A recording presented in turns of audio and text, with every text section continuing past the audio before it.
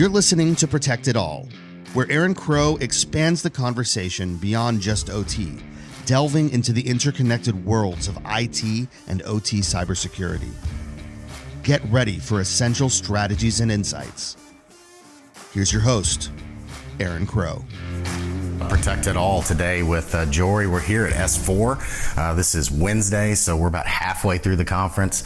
I know there's so much here. There's so many people from vendors and asset owners and all the things. So how have you been so far with S4? And I know you're lobby-conning it this year, but you know there's so much to do and see. So have you been so far with it? S4 has been fantastic, and we had the inaugural B-Sides ICS, which was actually just before S4, which is another great show. It's been a great year, and I have to say, you know, we've been in Miami for as long as I can remember going to S4, and the switch to Tampa was at first a little shaky, but I'm enjoying it. I like the venue, and I feel like it's been easier to bump into people just with how the floors are set. Right. Yeah, it's the lobby's smaller. The rooms, even though it's split between multiple levels, there's more levels. But yeah, I agree. There's a lot of people, but it really flows well. It's easy to see everyone. It's not overwhelming. So what is your goal when you came here this week to kind of focus on at S4 this year? So this year I've actually really been focusing on bringing on board some new clients for my business. My business is focused in OT cybersecurity, Ember OT. But I'm here to really network with folks in oil and gas and advanced manufacturing. I want to see how we can help them. So a lot of my efforts have been really focused around that. And honestly, this is the best place to do it. I mean, I love coming to S4 in general. This year was so busy. Like you said, I'm actually just sitting in the lobby when I don't have a meeting. But it's been really good conversation so far.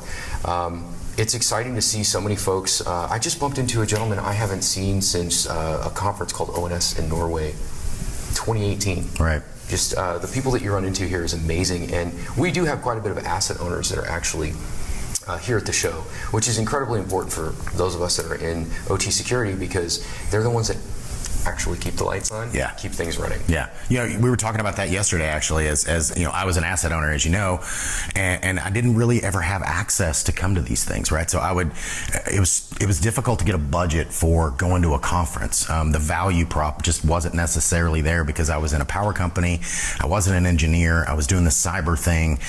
So we were talking with somebody with EPRI yesterday, and I mentioned how a lot of the engineers went to EPRI conferences and EPRI trainings and all that kind of stuff. But going to a conference was difficult. I really had to fight for it.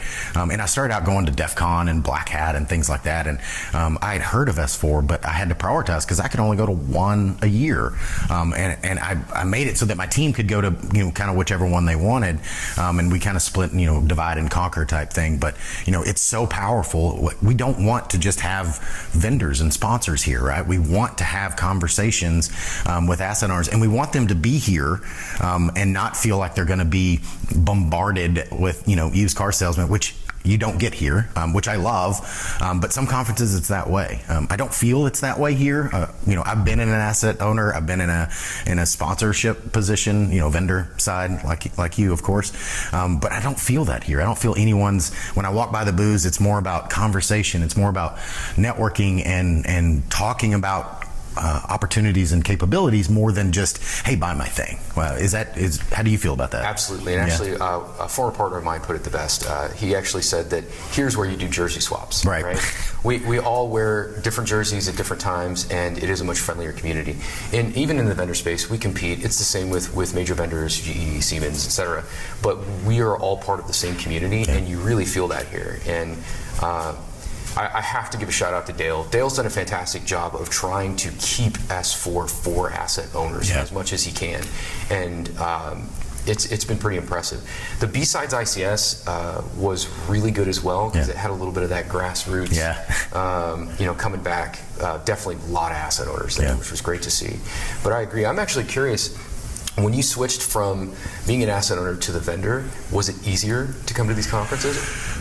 Yes. Again, as an asset owner, I never came to this particular conference, but a lot of the conferences I went to, I felt like I was, hanging meat that people saw, and they'd see the company that I worked for, and I would just get mobbed because everybody wanted my attention. I was the OT cybersecurity manager at a large power utility in Texas, and I would get, I feel like, I'm sure some of the CISOs feel at RSA or Black Hat or some of those places where, oh, you're a CISO, and that's why usually at Black Hat when I put my badge on, I don't usually put my title or the company I'm with. I'm not necessarily trying to hide it, but I only want to tell it to you if I see value in it. I don't want to just broadcast it to the world, because again, you leave Black Hat and you get 50,000 emails from, hey, you came by my booth and you got some socks, let me sell you something. You haven't even gone to their booth. Right.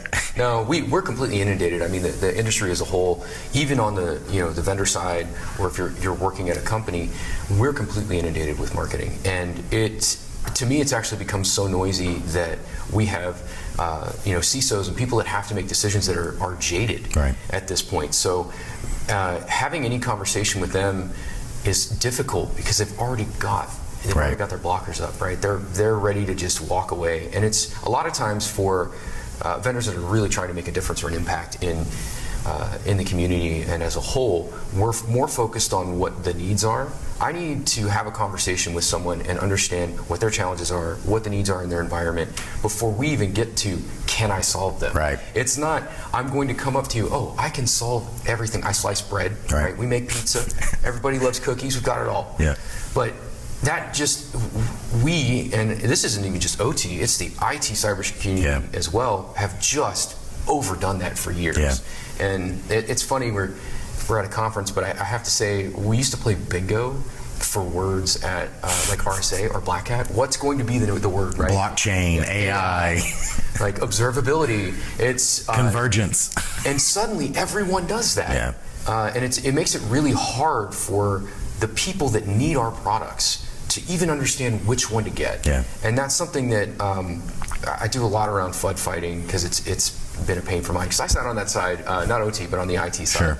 And sifting through what products say in their marketing material and what they actually do is difficult, because we started to spin that marketing material. Right. So I try to stay away from that personally, but you definitely, you're dead on. Like you, just as a vendor as well, like you can't just march up to a CISO and start talking about assessments. No. Well, and you and I've talked about this a lot, and I talk about this a lot on the podcast, and on LinkedIn, et cetera. I think that it's a time for a shift. People want something different. It's not that the bagels, and my partner Neil says this a lot.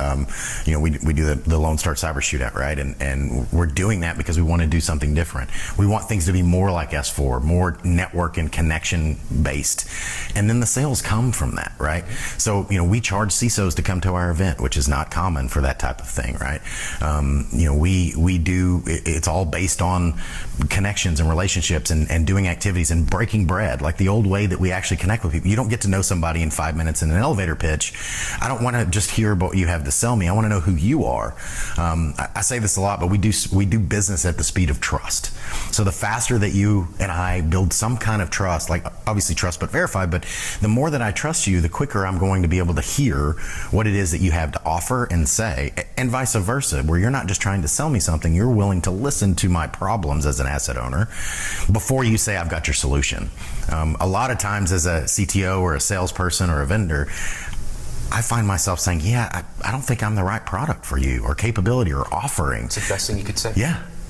And they want to hear that, and it's refreshing. The funny thing is it actually entices them to want to come back and talk to you more when they do think that maybe you would have something to offer, where you would assume it would push them away, but I don't experience that. Like, do you agree? Oh, absolutely. Yeah. And I have really good relationships with a lot of organizations that I've built over years with those folks. Right? They've changed from organization to organization, but that I've been doing business with for almost 18 years at this point. And it's because you have to know that you're paying it forward. Sure. You have to know when your product is not the right fit.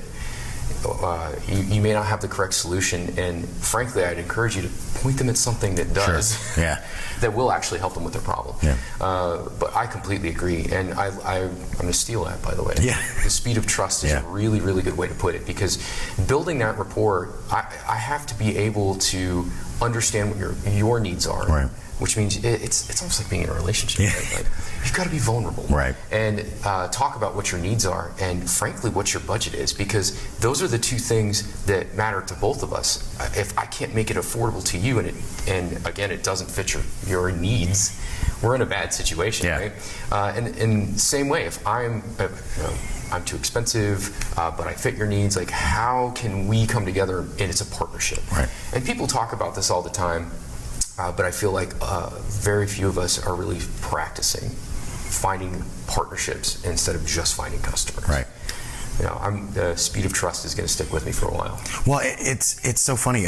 How many places have you been or worked with, or people that have changed roles, and they're still here? Like, they're still OT practitioners, but they were a vendor and now they're an asset owner. Maybe they're working for a government agency, and we're cycling through. It's not because they're doing anything wrong. It's because a new opportunity came up, or maybe a company spun out, or they had problems. But the connections are here. Like, again, last year I came right after leaving Industrial Defender, and I was kind of in between roles. I think I just started with Morgan Franklin, but I was still brought in and accepted by everyone because I was still me. Like, I still have the knowledge that I have. I still have the experience that I have, and I've made those connections. So everybody was excited that I was here, even though I was in a different role. Like, before I was a product offering, and now I'm doing consulting stuff again, right? So it doesn't matter. And maybe next year I'm going to be an asset owner. Like, I doubt it, but it could happen. But the thing, to your point, is, like, I see this as something that we're playing on a sports team, right? It's like we're you're offense and I'm defense, but we're on the same team. We're wearing the same jersey. Yes, you may be a competitor to me, but there's plenty of opportunity. There's so many folks, asset owners, agencies. I work a lot, obviously, in critical infrastructure. There's 17 critical infrastructures. There is more work out there that needs to be done than any of the vendors here can support. Right? There's so much that needs to be done. If we had a blank check and could go fix all of the problems in OT across all the, we'd need more people than are even here. There's something that I do when we talk about competition, especially internal to my company. Honestly, even when I'm speaking to other folks in the field, and that's really to express predecessors. Yeah. Because the fact is, we're new. We're taking a different approach. That doesn't. Yes, there's competition, but you don't need to make it combative. Sure. Right? It can be that the predecessors are doing a great job at X, Y, and Z. Sure. But here, let me show you how I can pivot things. Sure. And maybe we'll look at Z and Y. Right. Or maybe we'll look at A, B, and C. Right. But how do we pivot that mindset? I think it's important. On vendor side, I've been here for almost 20 years. Right. On the vendor side, and you are absolutely right. You cannot have that kind of animosity. It's not good to have animosity like that. It's actually more fun, and you are more productive. You innovate better when you are having that like friendly competition with whomever it is that you're competing with. Yes, you're going to go and compete, but again, we're all people. We all work in the same field. Yeah. We could be wearing the exact same jersey tomorrow. Right. We don't know what's going to happen.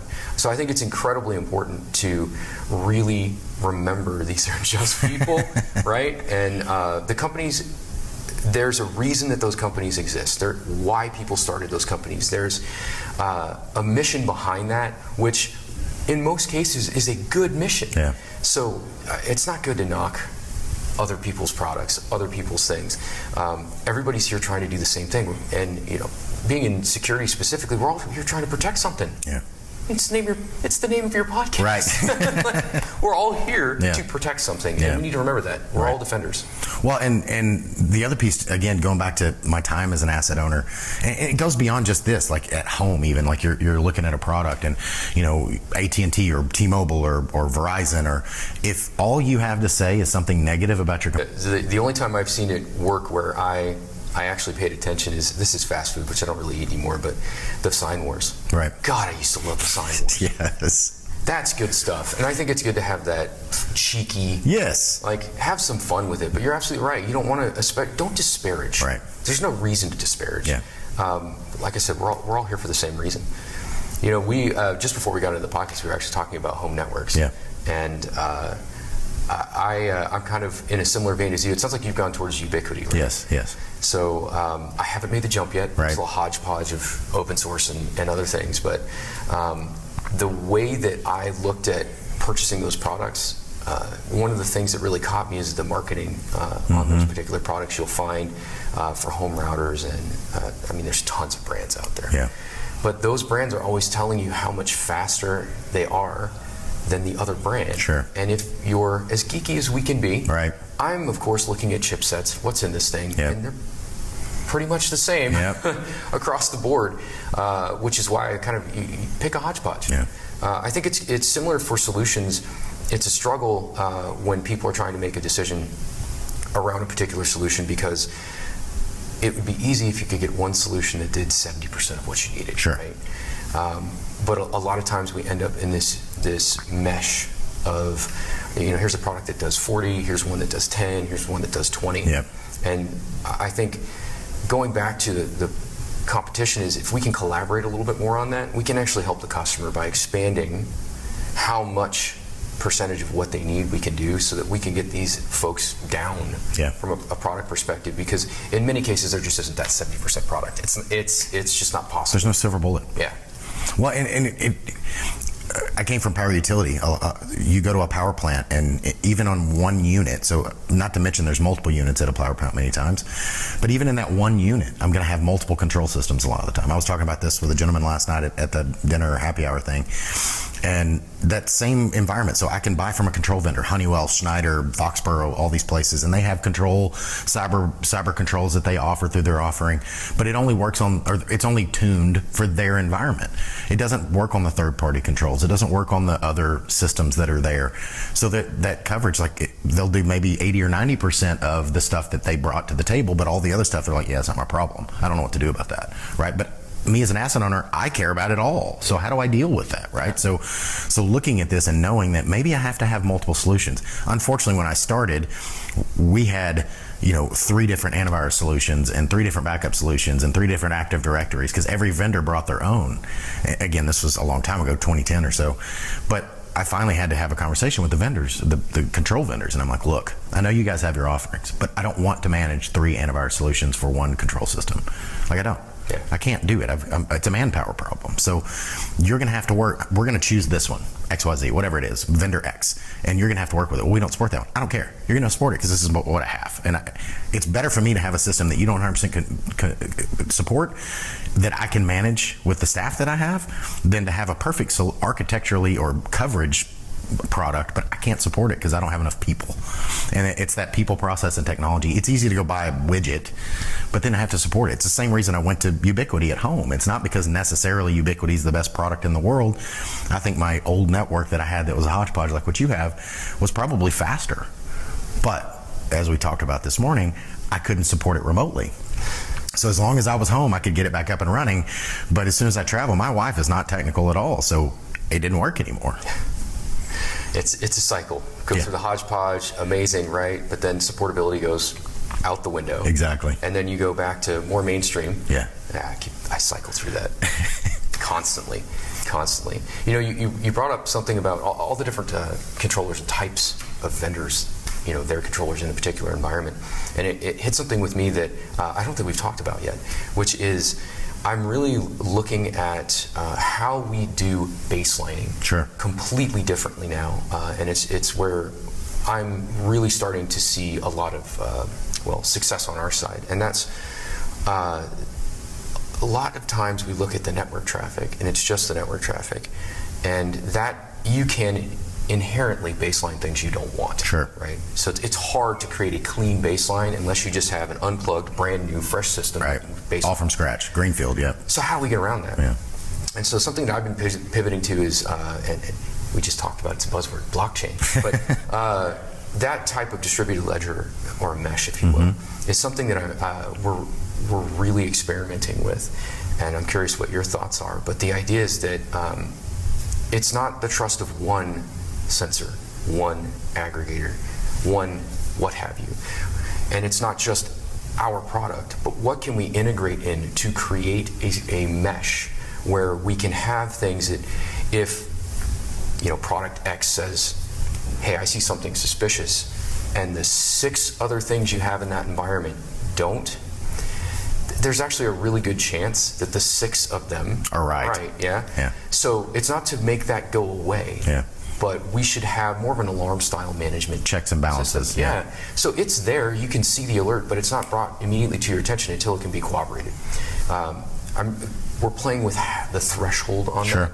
But it's reaching out and creating that mesh and having that ledger so that things can talk and check with each other to make sure you're not just throwing erroneous alerts at an operator, because that's something, frankly, as an asset, you didn't have time for that. No, you turn it off. Yeah. It needs to be something that's useful. Yeah. It doesn't have to even necessarily be actionable, although that's our goal. Sure. But I'm really moving towards, instead of baselining, we're actually, we'll say micro baselining at the asset level, and then trusting multiple sources. Yeah. I should say trusting, corroborating with multiple sources in the environment.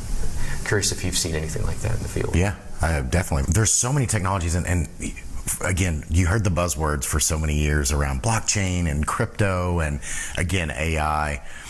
It just because it got overused and people like assume that it's, excuse my language, bullshit when people talk about it, that doesn't mean there's not value in it. So to your point, let's dive into that, right? So we all know that there is no silver bullet. I don't care whose product is out there. Again, I was an asset owner. My product wasn't perfect. There is no perfect product, right?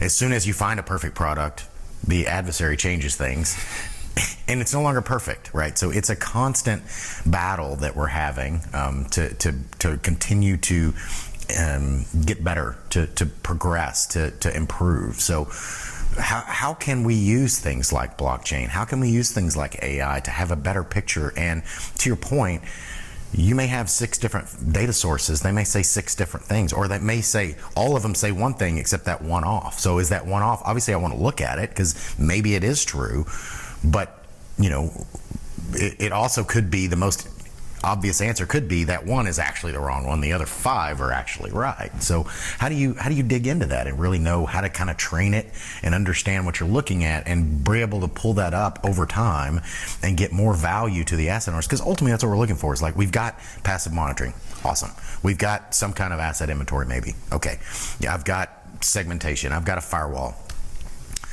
I want to constantly improve my cyber posture, not necessarily with a sine curve going off the end of cost and resource requirements. So how can I do it more efficiently, get more value add? Because to your point, if I just overload my SOC analyst or my OT, my cybersecurity people with millions of alerts, they're going to ignore them. It's gonna hit mute. I can't pay attention to that, right? So it's worthless. It doesn't matter that I detected everything. It's so much overload. I've had examples of this where we turned on alarms in a control system, again, not cybersecurity, but actual alarms from instrumentation, and the alarm server just overwhelmed. It was like giving 10,000 alerts a second or something like that, and they just unplugged it. They're like, yeah, it's not true. I don't know what's going on, but we're just going to unplug it because I can't run my plant that way. So how do we dig into that and start doing some of these cooler things that are not just buzzwords? I think so. A lot of this actually comes down to the operator. They know the environment, the asset owner, the operator. They know the environment better than anyone else. Yeah. And AI is interesting because it can build dynamic models that are always continuing to change, doing the best it can. The issue that I see right now in that is that, one, cost on GPUs they're not cheap. Right. In most of these environments, it's unlikely to leverage the cloud, right? And you don't want to have a giant, AI server on site. So how do we take what we can do with AI and make it more digestible?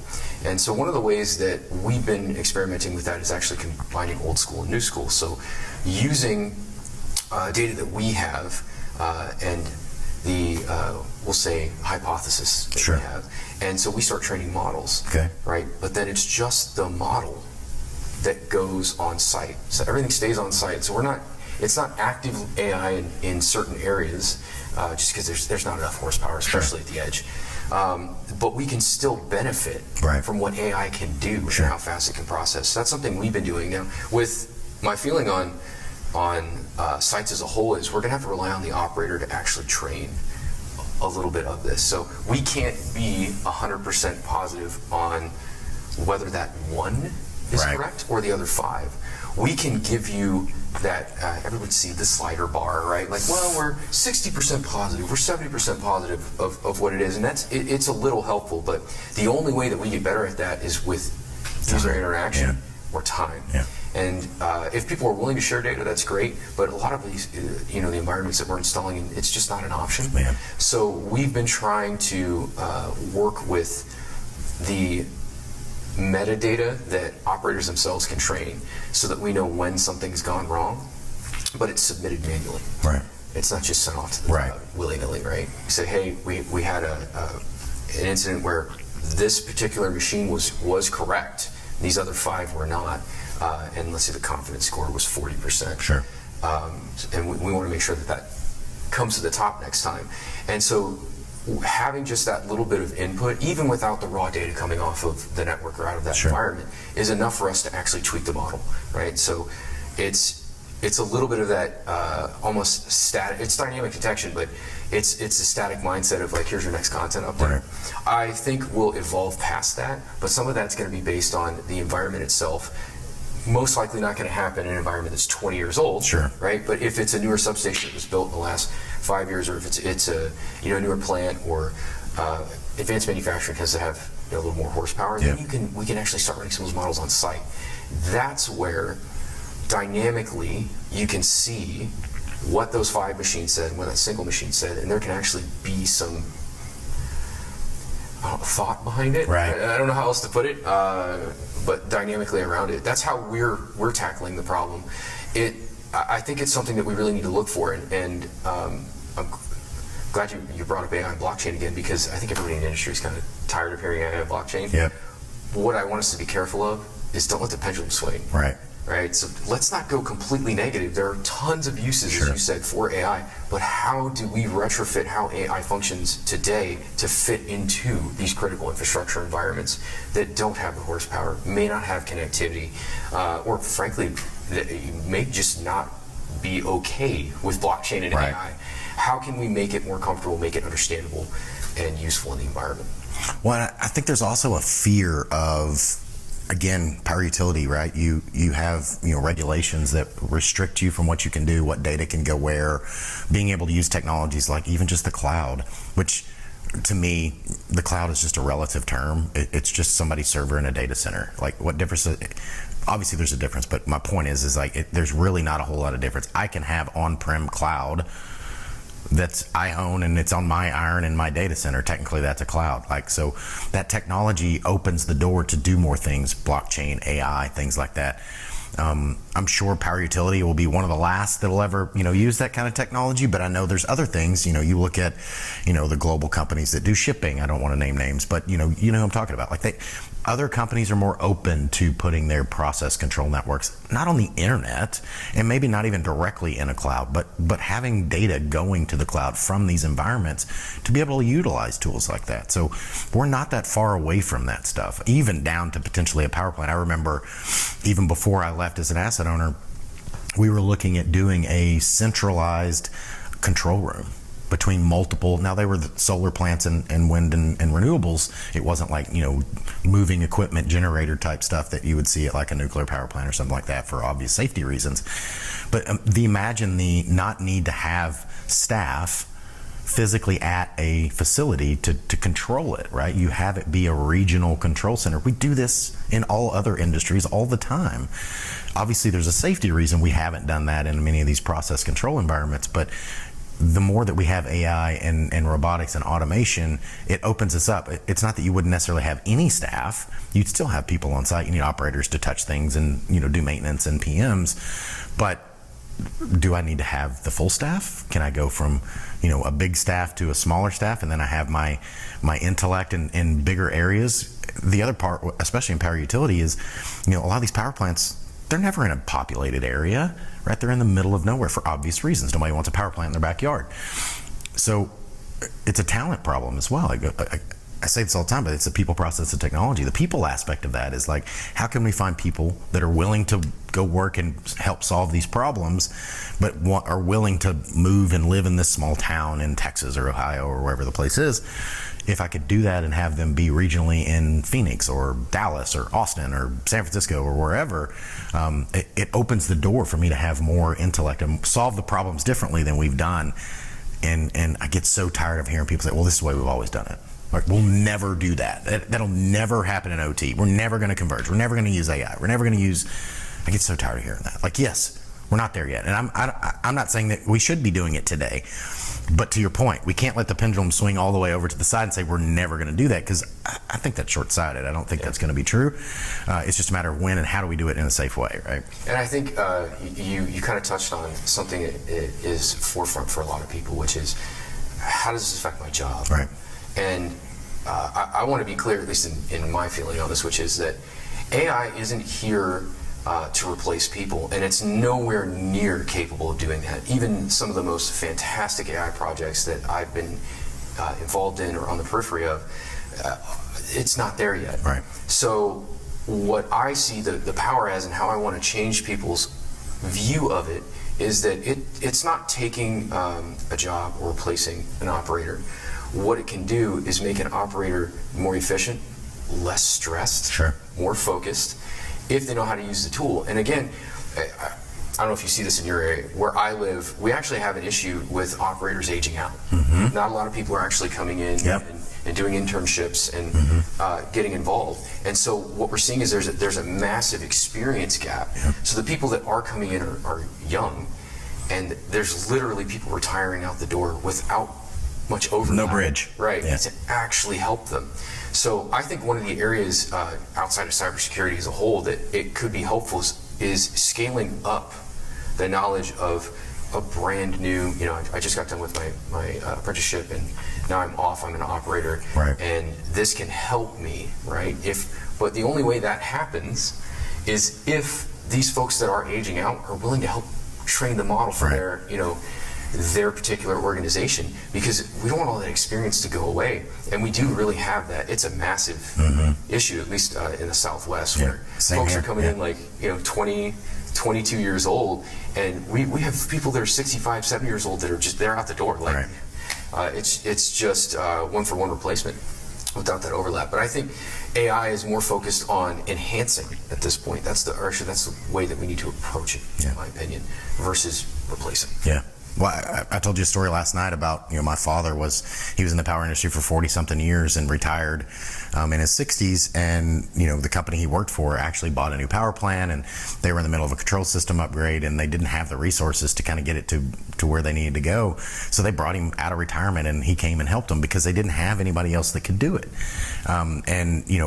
The knowledge that he has, it's invaluable in that situation. And it's not that the people that they hired weren't good, they just had never done this before, right? And they didn't understand what it was going to take to get from where they were to where they needed to go, and they had a very short time windows and an outage, and obviously it was going to be very costly if they missed their outage for a lot of reasons. So that type of thing is we've even seen it in IT when we did the mainframe thing right back in the day, right? When we got off of the mainframe, and part of the reason many people obviously it was expensive, but also it was hard to find resources that understood how to keep it up and running. Like, there's still banks and things that use mainframes today. But 400 is still everywhere. It is, but I remember we did a big mainframe migration in the power company and went from a mainframe to Maximo, for process and work orders and things like that. But it was a giant shift to go into that, and they had going from green screens at all the power plants to do PMs and stuff to using Maximo, and it was a big lift and shift, and it was an expensive capital project. But the biggest problem was we didn't have anybody that could support the mainframes anymore from an IT perspective. So the plant guys had used this stuff for 40 years, and now we had to change the way they do work and process, and everything about it was different. And it was a struggle. Anytime you do something different, it makes it hard, and people are terrified of change. We have to be respectful. Like you're saying, we can't have someone come in and say, we're never going to do that. Right. We've always done it this way. But also, you can't forget one or the other. And a little off of what you and I do. My dad is a machinist. He's not retired, but he was a machinist for nearly 50 years. Right. And he can still work with manual dials. Right. And so there was a shop that he worked for. He just recently went back and worked almost an entire week. They had the controller, so the actual CNC controller for a particular mill that still had manual available, went down. No one at the shop knew how to actually use the dials. Right. So he came back and actually trained a bunch of the younger machinists and helped them run parts off of the dials. There has to be balance somewhere, right? There's a reason that they do things that way. We have to figure out what that reason is, right? So we have it as our fallback, our playbook. Yeah.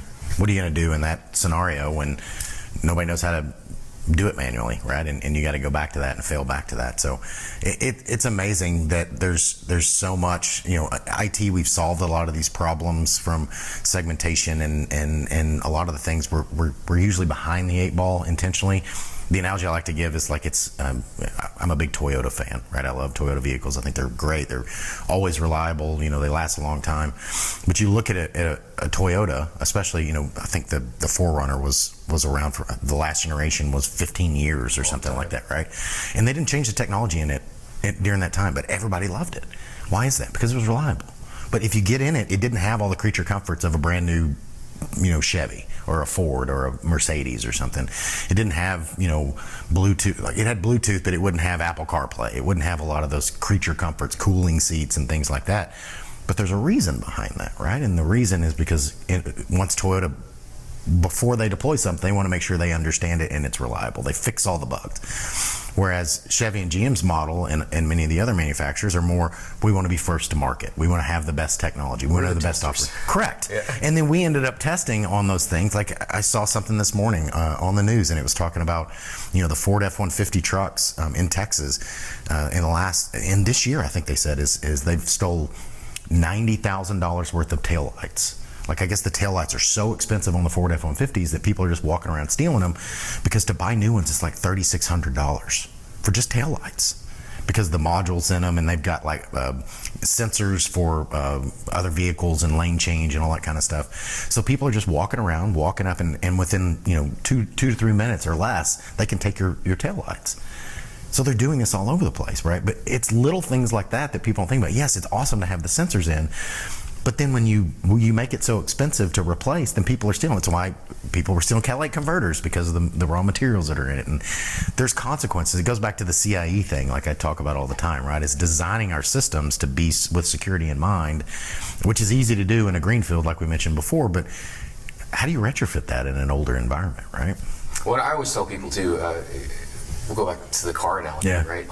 In the old day, right, it was really easy to swap a light bulb. It was your brake light. It was really easy. A lot of times now, it's actually quite difficult. Right. A lot more work to it. But I think that we need to design our security infrastructure to be the same way. Right. If we can, modularly, so that if you get to a point where there is the later and greater thing and you're ready to move on, you should be able to easily disconnect the sensor and put in a different one or the latest one. But to build yourself a highly agile environment. And I say that now because as we know, I mean, hardware refreshes and it can take a long time. But starting to get ahead of that and putting in infrastructure so that you can be modular is going to make your life a little bit easier, because we basically did the same thing in cybersecurity and OT and in IT, where it's like, oh, well, I have Splunk. Great. Good luck getting off that once you're on it, even if you like it or not. And I know personally, I'm all about people should own their data and be able to do what they want with it and make it easy. Yeah. It needs to be easy. If I do a good job for you, you will keep me. Sure. If I don't, that's on me. I shouldn't have to be strong-armed to keep you. And that's a mindset that's a little different, but it's true. It's one of the things I love about this conference. One of the things I love about the way I interact with people is it's all about, again, going back to the networking, right? It's all about the personal connections that you make. The sales stuff will come. When you build that trust with people and they realize that you're there to really try to help them, and we can solve problems. But when you're designing those systems, like, again, all the way back to 2010, I was designing the system that I could replace a sensor with another sensor, but the data was still going to the same place. So yes, the first time I had to have an outage. The second time I didn't, because all the stuff was out of band. It had anything to do with the process network. So then I could replace a sensor with another one. I could replace Splunk, or I could replace Dragos, or whatever the thing is that's there, not because it's bad, but maybe they have a new sensor, maybe they have a new offering, maybe it looks different, a different form factor, hardware, it goes virtual, like whatever those things are. Start thinking about those things as you're designing them. Again, not because you're assuming that you're going to kick out your vendor, but more so, what's the next thing that's going to come up that isn't available now? And I want to add a new sensor, a new capability that is not available today. We're seeing a lot of OT companies actually go in that direction. One of my customers actually spent the last, it's got to be like 5 or 6 years, specifically putting in infrastructure where they could swap. Or, if they wanted 2 different tools, they could have 2 tools in that particular environment, and it's adds some redundancy, and again, and it adds to that mesh. Like, what are both of these seeing? If you get to a point where you have the bandwidth and frankly the budget to do that, we all know security in depth and layers is better. And I think having that modular approach makes it even easier to do that when you get to a certain point. But I love that. I love it. And we actually have 3 customers that are designed like that. And it also makes it very easy for the vendors. Just to say thank you to the customers out there. It makes it very easy for us because when I deploy, the infrastructure's there. They already know where they want it. They're already getting the data where they want to be. They know how they want it to integrate. And so deployments go from being months to a week, or a day. It is fast. And that's so powerful to be able to do that and be able to deploy that technology fast and recover and change and adjust as new threats and vulnerabilities come out. I can adjust my hardware and technology. That's really cool. So what do you see coming up next? Like, what is the next step? So we've talked about AI, we've talked about blockchain, we've talked about designing and architecting, we've talked about people and process and technology. What else? What else do we need to do that maybe we're not focusing on, or there's not as many people out there focusing on, that maybe we need to probably think about for next? This is an area that I'm really curious about, which is actually, at some point, we're going to need to be able to have some type of security, whether it's a combination of encryption, types of detections, or even something more robust on the device itself, like at the chip level. That's an area that I think we've been tentatively exploring as a community, but no one's really dived in because it's a lot of work. But at this point, when we talk about how we monitor OT environments, much of that monitoring has to be done at the network level or the log level. Because you can't, you can't, but in many cases it's nearly impossible to install some type of an agent, EDR, SHIN, etc., on a PLC. And that's the area where I think interesting things can happen. We've seen all sorts of technically they've been POCs, but attacks that come from the IO side. We've seen things where a communication will go to the PLC doesn't do the action, and reports back that it did.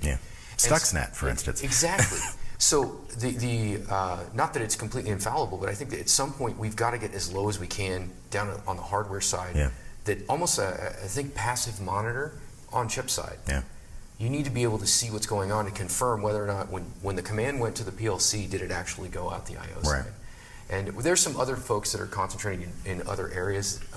There's a company whose name is slipping me that actually uses electromagnetic antennas to see what comes out the other end. But it's new. It's been hard to train. I'm really, really thinking that the chip is the way to go, at least in my opinion. I don't know. What are your thoughts? So I've seen some things like this, right? So, really monitoring the I/O, the 4 to 20 milliamp that's coming out the back end, the hardwired stuff, but also down to the power consumption on the system, and really, almost doing a baseline on the gear and the hardware, and voltage and things of that nature. But the chipset, that's amazing. I didn't think about that, right? Is it's getting down to those lower levels of our our OSI model, right? And all the way down to networking, getting at that physical, in networking, we're always like, where do you troubleshoot? You start at the physical layer, right? If I can bypass, or if that breaks, nothing else matters. IP doesn't matter if the cable's not plugged in, right? So it's the same concept, right? The biggest thing I've seen in some of those offerings that's come over, and maybe from my perspective why I feel they haven't really taken on, is people are overwhelmed by it. If I'm going to have to replace all my chips, especially in a lot of these places, because in OT, we don't replace chips we don't replace our control system or our computers every 3 to 5 years like we do in IT. IT is probably even faster than that now. But in OT, those systems are really designed to run for 20 years. and they weren't doing upgrades, or even if they're upgrades, they're upgrading software, not necessarily ripping and replacing everything in a site. That gets really difficult, and you've got to physically wire things. But that being said, that doesn't, to your point before, we don't need to necessarily let the pendulum swing and say it's not something we need to pursue. It's just like, how can we do it? Look at it for new sites. As I'm doing an upgrade and retrofitting places, do critical systems within a system. You don't have to upgrade necessarily everything, because the other analogy I give is like, I've got two PLCs. They're the same model, make model. One's controlling the ice maker in the break room, and one's controlling a turbine. They have the same vulnerabilities. They're running the same firmware. They're running the same, all the things. From a cyber perspective, they look identical, but they're not the same risk to my business. Because if one goes down, the ice machine, I've got operators that are upset because they can't put ice water in their drink, but the plant still runs. As long as you got coffee. Exactly, right? But they're not the same risk to the business, and that's a differentiation between just the risk to the process and a risk to just the asset, right? The asset is just an asset, and that's why it goes beyond just having an asset inventory, right? It's really understanding what those assets are and why they're critical. To that point, that's where you can say, hey, this is a really critical system. We should have some security around the process and the processor, and make sure the end-to-end is protected. Whereas the ice maker, if it goes down, it goes down. I don't care as much about that one. And like you said, this is about phasing it in. If we get to a point where 15, 20 years down the road, everybody's had a hard refresh, and we actually have this available on chip, there's other applications besides security. Think about, you could actually see when PLCs start to have an issue. Right. You could see degradation on the I/O side. Right. You can get ahead of many maintenance issues. And I always think it's important as security practitioners that we remember that not everybody's in security or completely worried about that, but we're looking at data that can be valuable for other things inside the business. Sure. But the chip idea really, it's an area that I'm really interested in. I haven't seen a lot of people go after it, and personally, I'm not a hardware guy, but I would love to see someone create a chip or a chipset that we could have in a PLC that, frankly, it's just at first it could be a passive sensor. Sure. It's monitoring what's actually happening at the kernel level. How are things passing on the board? Right. Like, am I seeing things, funky things happen? Because while today we haven't corroborated or actually found yet something on a PLC that came in through the I/O side, or even some of the physical things, we haven't seen that. I really truly believe it's because we're not looking in the right place yet, and that's why the chip idea really interests me. And there's a few people talking about it, but it would, hardware guys, if you're out there, it would be wonderful to see if you could figure something out, even if it was an add-on. Like if there was a way to plug it into a particular critical, like a module.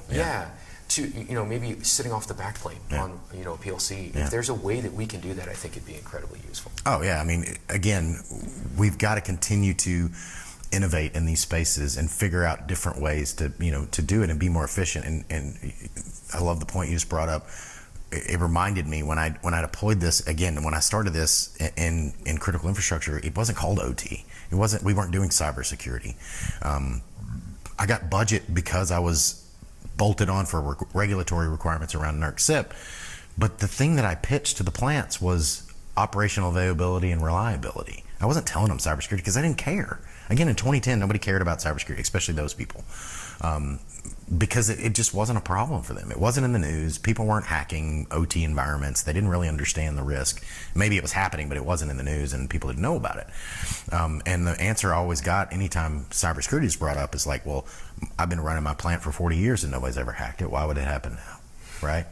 And if that's the case, I'll just take it off the internet, right? I'll just disconnect it. And so when I changed that message, and I can't take credit for it, my boss really helped to drive that message, because we realized that we were kind of beating our head against the wall trying to push the cybersecurity narrative that nobody cared about. When we changed it to, hey, we can help you see redundancy failures. We can help you be more nimble and respond quicker to incidents that happen in the environment. We can give you more data on your environment, make sure they're running efficiently, all those types of things. They're like, oh, well, I like that. That's value add, because many times cybersecurity is just a cost center. It makes things difficult. It makes things expensive. It adds a whole bunch of processes and people requirements around things that already run. And it's not like, going back to the car analogy, it's not like I'm putting a turbo and now it's faster. I'm actually probably, taking a wheel off and having to figure out how to drive it with 3 wheels, because it's more difficult many times. In a lot of the times that we deploy all this stuff, it actually makes things more difficult. Especially you look at secure remote access, which is super important that we have, but it's harder to do many times than it is to just pull up something and VPN into a network or plug a laptop directly into an environment. It doesn't mean we shouldn't do it, but we have to acknowledge that it is harder. And if we make things so hard, and again, it goes back to things like password. Everybody's had a long, complex password. Now we have password managers and all that kind of thing. But if you make a password requirement that's 30 characters long, nobody's going to remember that. So what are they going to do? They're going to write it down, and they're going to put it in a sticky note on the monitor. And I've seen it at every power plant in the country that I've ever been to, right? And it's so, the policy and the idea of it seems logical. Well, a harder password would mean it's harder to hack. But it only works if I don't write it down and it's not obvious, and I don't just tell everybody about it, and then I never change it and all that kind of stuff. I'm defeating the purpose when I make it so complex that nobody uses it, and they just find a way around it.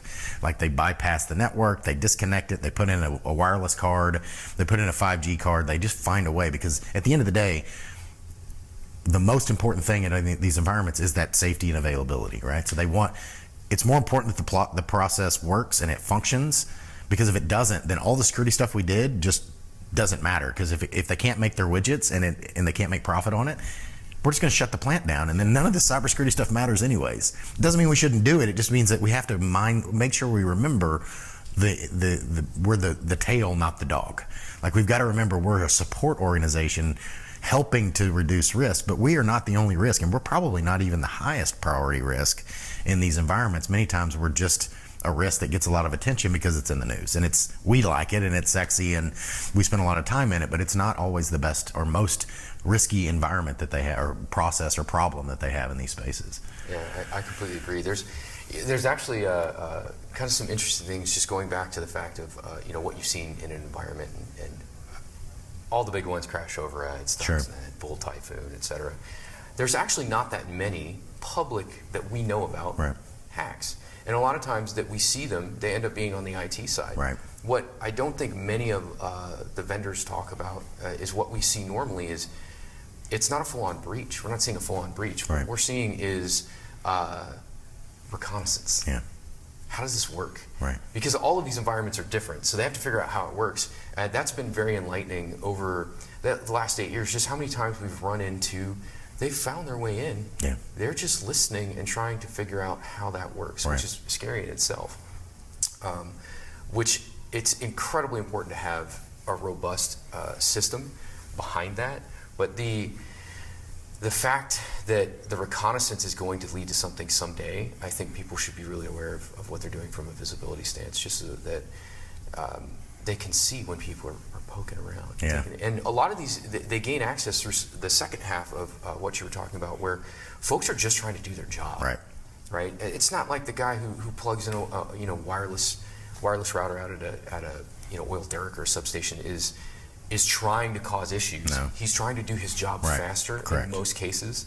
And if we can open up communication between IT and OT and all those systems so that we understand when they're having those problems, that's something that we can fix. Sure. But we may have to balance. It may be technically less secure. Right.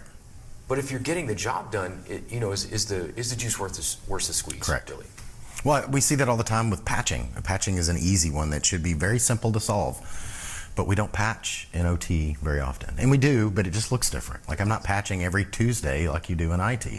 I've got Windows XP machines running in my environment, and I'm not going to get rid of them because they're the only way that I can run whatever process that I'm running.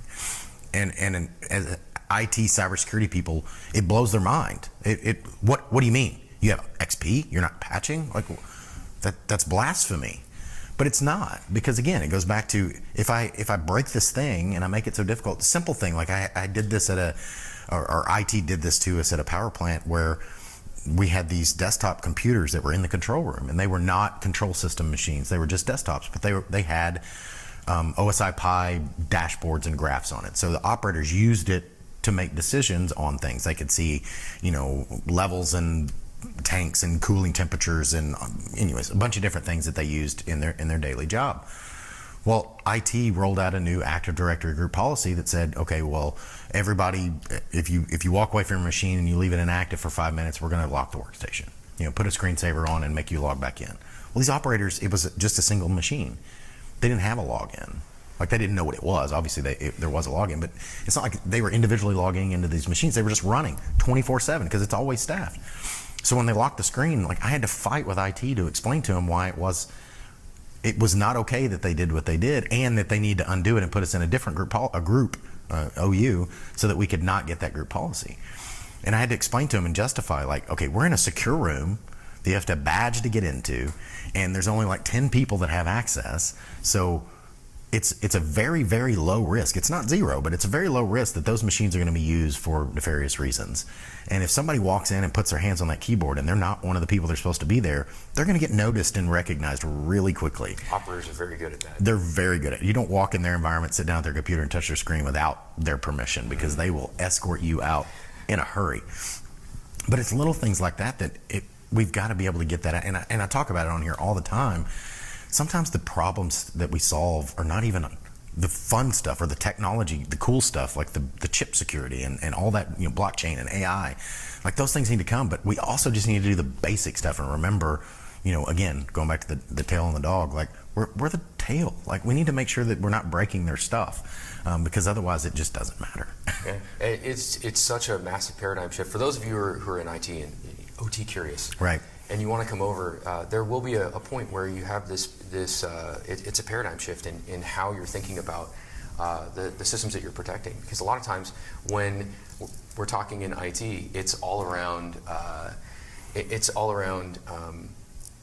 redundancy, or if I take this system down, so-and-so can't get to a printer, or it goes back to revenue as well, you lose productivity. Right.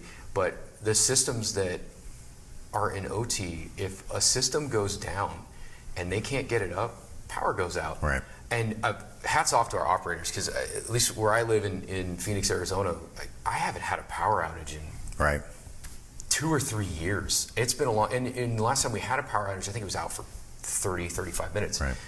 They're all over it. But if we're putting barriers in place like that, that screensaver's on, that's locked, and something happens, it's not a good place to be. So you start to really change your opinion, and that's where you get to the cyber-physical side, like you were talking about. If it's in a secure area and we know who's in there and who can't be, and it's tightly secured, then I feel that mitigates the risk of having a login. Correct. But we in IT, when I was over there, it's no, this is the best policy. Right. What if somebody walks in that room? But it's because we don't know. Right. We haven't been there. So if you work for an OT company and you're in the IT side, even if you don't want to go into OT, I would highly suggest going out and meeting your operators, see 100%. What's going on. Yeah, take a tour. Yeah. Go to a site, see what they have to deal with on a daily basis, because it'll help you secure them better. Yeah. Yeah, and that goes both ways too. I think our OT teams need to be reaching out to their IT teams, because even back when I was, I had a team, and I had 6 or so folks that supported 45 power plants. Like, it was a small team. And we supported everything from firewalls to VMware and networking gear and kind of the patching servers and the backup servers and antivirus and all the stuff. So we had to be kind of a jack of all trades to do all of those things. On the IT side, they had a dedicated VM team, and they had a dedicated firewall team, and they had a dedicated networking and switching team. So we built relationships with those teams, and they weren't supporting us as far as like hands-on keyboard for us, but we would send them firewall configs, right? And say, hey, could you guys take a look at this? This is what we're looking to implement. This is how we're doing it, and get their feedback, right? Because we're on the same team. Again, I don't want them controlling my control system or my firewall, and I don't want them pushing Active Directory policies to my environment. But that doesn't mean I shouldn't use them for as a resource, because they have the knowledge. They have a lot. That's all they do. It's like, you go to a handyman that kind of does a little bit of everything, or you go to a finish carpenter. Like, do you want cabinets or do you want cabinets? Like, there's a difference between the quality. It's not that the handyman can't make good cabinets, but he's not going to be as good as a guy that's all he does. He does finished cabinets, and that's all he does. The quality of his work is just going to be superior every single time, right? It's just the way it is. So focus is incredibly key. And experience, right? Yeah. The experience, and some of these operators that we're starting to lose, it makes me sad. Yeah. They know things. that you'd never think of, right? Because they've been there, yeah. And it's hard to document that. Even it's almost like guilty knowledge, right? Yeah. As that person has that experience, and you're starting to leave, how do you know where to document where the body should write down, right? Because it's almost instinctual with them. So I really hope if you've got some older operators in the environment that you're in, sit down, take them to lunch, buy them a donut, try to glean knowledge off of them as best you can. Well, hey man, thanks for the time today. Really excited to see you here at S4. It's been a great conference, Dale. Thank you so much for the opportunity to do this recording. And definitely, if you haven't been to S4, I'd highly recommend that you come check it out. Besides ICS, hopefully they'll be doing that again next year. We'll be in Miami again next year. But definitely, check out ICS Village, check out Ember OT and Jori. Definitely LinkedIn, all the things we'll put it in the show notes. But thanks for your time today. Thanks for joining us on Protect It All, where we explore the crossroads of IT and OT cybersecurity. Remember to subscribe wherever you get your podcasts to stay ahead in this ever-evolving field. Until next time.